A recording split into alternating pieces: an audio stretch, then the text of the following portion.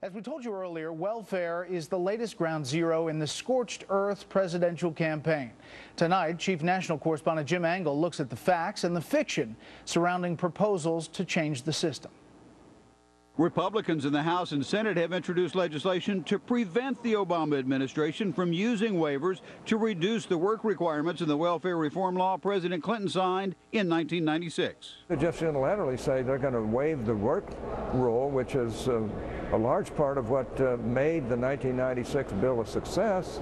That's not right. It's also not legal, says a former HHS secretary who argues the administration doesn't have the authority to issue such waivers. There's no opportunity to waive it. And I think somebody is definitely going to bring a lawsuit, and if somebody else isn't, I will. What started all this was a July 12th memorandum from Health and Human Services in which HHS claimed it had the, quote, authority to waive compliance and allow states to try other methods, including, quote, definitions of work activities. The memo went on to say HHS would only approve waivers that led to more people going to work, but conservative lawmakers are extremely skeptical, in part because they see the president and HHS trying to grab powers reserved for Congress. There's a disturbing pattern of two things that have occurred, and that is an increased dependency on the federal government and then an increase in power of the president of the central government. The recent dispute over advertising food stamps only increased the skepticism over dependency. Spokesman Jay Carney, though, justifies the HHS actions, saying they were a response to requests from some governors. And just last year,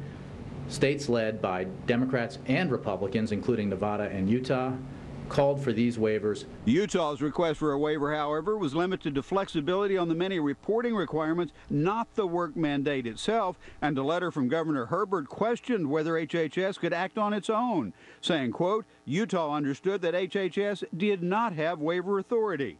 The reauthorization of the welfare reform law is 2 years overdue, so many lawmakers say if flexibility is needed, Congress is the place to go. If the president wants to make changes, or the administration has better ideas on how to administrate this area or this program, they're welcome to come through Congress.